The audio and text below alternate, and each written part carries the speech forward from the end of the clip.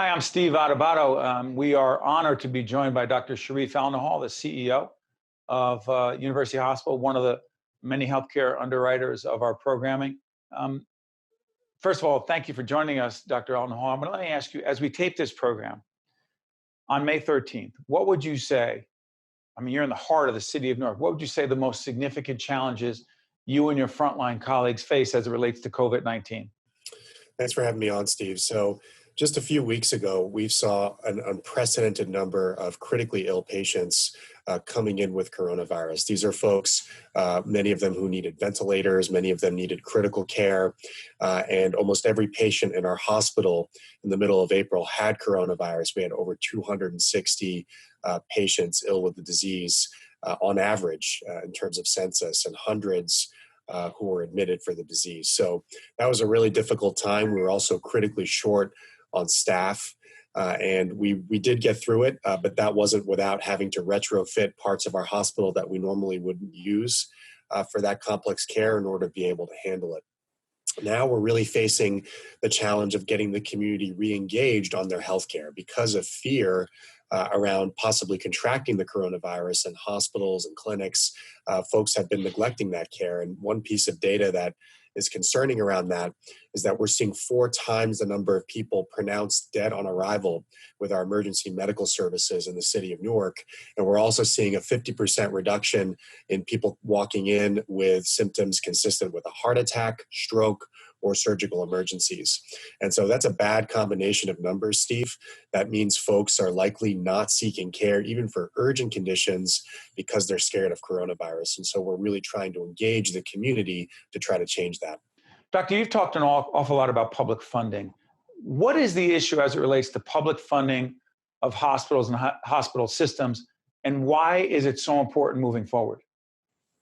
Well, it means a lot of things, Steve. First of all, for public hospitals like us that serve the most vulnerable communities, funding for the uninsured, the underinsured, and for the undocumented population is critical. These are folks that don't have, by definition, insurance coverage to reimburse their care, and the state and the feds are there to help us cover the costs of treating those patients. Without that critical funding, there's going to be a huge percentage of the population that just simply would not get care and would not be sustainable for us to provide that care. The second piece of this, Steve, is equity in terms of the hospitals that are serving the most vulnerable populations regarding COVID-19. So we've had to invest unprecedented amounts of money in expanding our hospital capacity, in getting agency staff staffing up, literally putting tents outside of our emergency room, retrofitting places in the dental school, the medical school to handle patients. That costs money. And so because of the inequities in who's affected by this disproportionately, namely Black and brown communities, we're seeing that our hospitals like us are spending more money than others to treat these patients. So we need to be prioritized in the federal allocation of funds, and we've been advocating for that. And the New Jersey delegation, particularly Senator Menendez, Senator Booker, and so many in the House of Representatives have helped us. Dr. Elnahal, help us on this. Help us understand this. There's been a lot of talk about the blood plasma treatment. And you're dealing with patients who have tested, who are positive for COVID-19. What is that treatment and why is it so significant and important? Well, we're really excited about this therapy, Steve. Knowing what has worked before for viruses where we've had little recourse in terms of drug therapies, convalescent plasma has worked. It's worked for the measles, and it's worked for other viruses, again, where a particular drug wasn't available.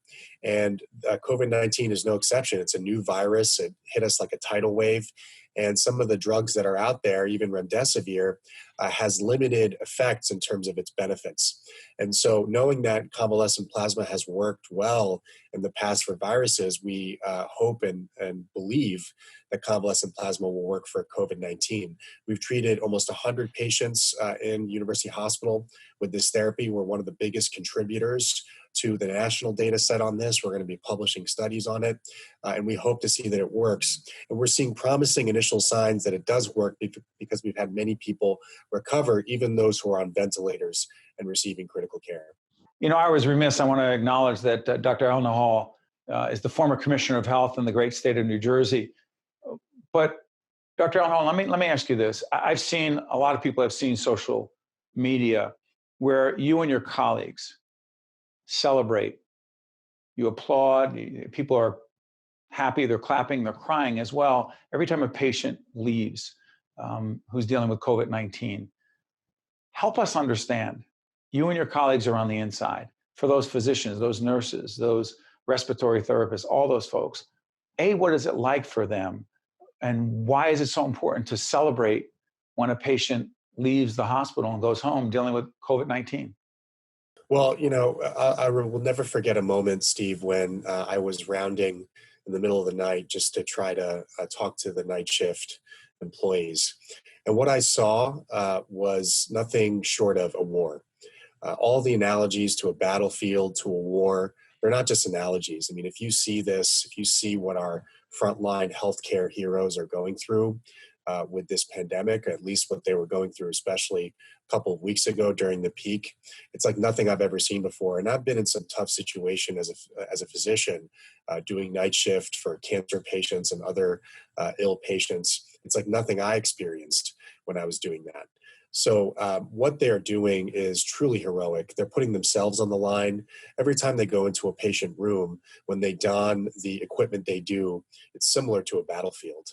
There's no question about that. So when we have victories to celebrate, I've been absolutely sure to highlight that and to project it across the hospital as much as possible.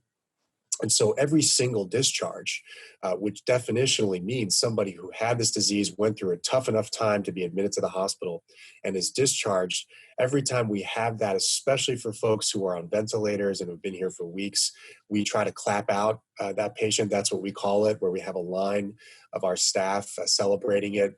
And we then project that video across our hospital and on social media to celebrate the over 400 successful discharges we've had since the beginning of April. It's the least we can do to talk about the good news, the positive results of the work that people are putting in. As we leave this segment, Dr. Elnahal, along with a whole range of other hospital executives, healthcare executives, have talked about the fact that, yes, our frontline healthcare workers are heroes, but they also have needs. And one of the most important ones is around PPE, personal protective equipment. And so let's not forget how important that is, not just celebrating them and saying that they're heroes, and that's important, but giving them what they need to do what they do to protect us, to protect our loved ones is incredibly important. So on that note, I want to say thank you to Dr. Shereef Elnahal, the former Commissioner of Health in New Jersey, and also the CEO of University Hospital. Dr. Elnahal, thank you so much for joining us. Thank you, Steve. I'm Steve Adubato. We'll be right back. State of Affairs with Steve Adubato is a production of the Caucus Educational Corporation. Funding has been provided by Delta Dental of New Jersey, TD Bank, New Jersey Sharing Network, the New Jersey Economic Development Authority, the Port Authority of New York and New Jersey, Gibbons PC, Georgian Court University, PSE&G, and by Choose New Jersey. Promotional support provided by ROINJ and by New Jersey Globe.